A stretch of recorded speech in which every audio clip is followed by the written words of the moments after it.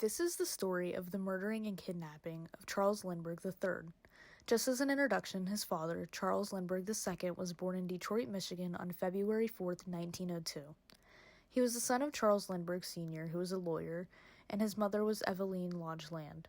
I don't have much information on his childhood. In his teen years, records had shown that he attended more than a dozen high schools, which I could not find a reason for, but I would guess it was due to his father's work. After high school, Lindbergh enrolled in a mechanical engineering program, but soon became bored with his course. This is when he leaves Wisconsin to study airplane flying in Lincoln, Nebraska in 1922, where he gains fame from his first solo flight. After two more long-range solo flights, Charles is one of the most famous men in the world and was awarded the Orteig Prize. Now on to a short ad break. Do you find yourself getting peckish throughout the day? Do your brittle bones ache? Do you experience feelings of pure disappointment when you look in the mirror? Does your baby ever get stolen in the night? Do you ever wish that you could have a job again? Do you sometimes wake up in the middle of the night and wonder, how do I live with myself? Mother was right. Do you want custody of your kids? Then eat lard, America's snack. Charles Lindbergh II meets his wife in 1927, Anne Morrow. They get married in the May of 1929. 1 year later, they welcome their first child, Charles Lindbergh III. The Lindberghs lived in the rural outskirts of Hopewell, New Jersey. In 1932, when Charles Lindbergh III was just 20 months old, he was kidnapped around 9 p.m. on March 1st. There was a ladder leading to the nursery window on the second floor. The child was discovered missing just an hour after the incident occurred.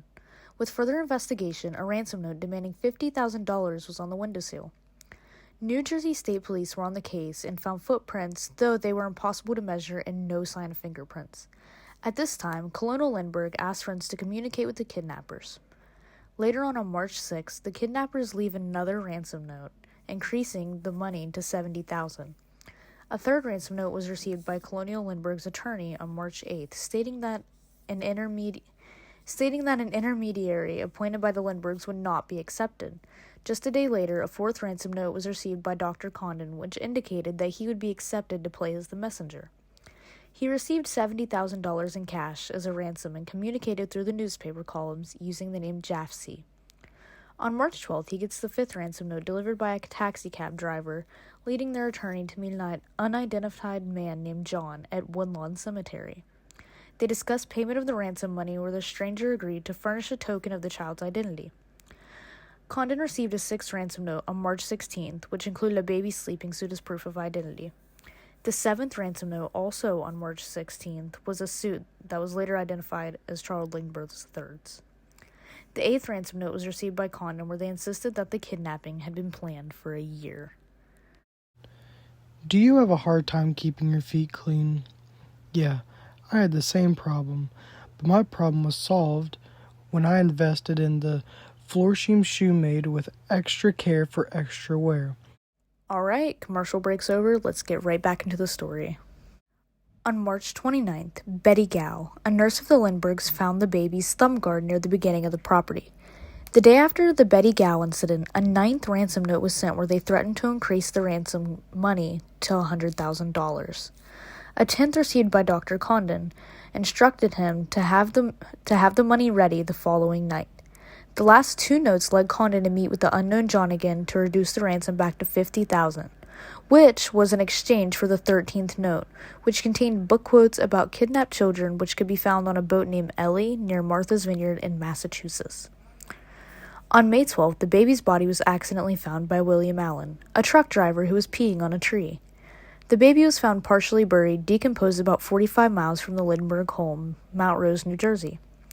It was later found that the baby's death was caused by a bullet to the head. By the time he had been found, he'd been dead for 2 months, proving he was killed within a 3-day window from the kidnapping.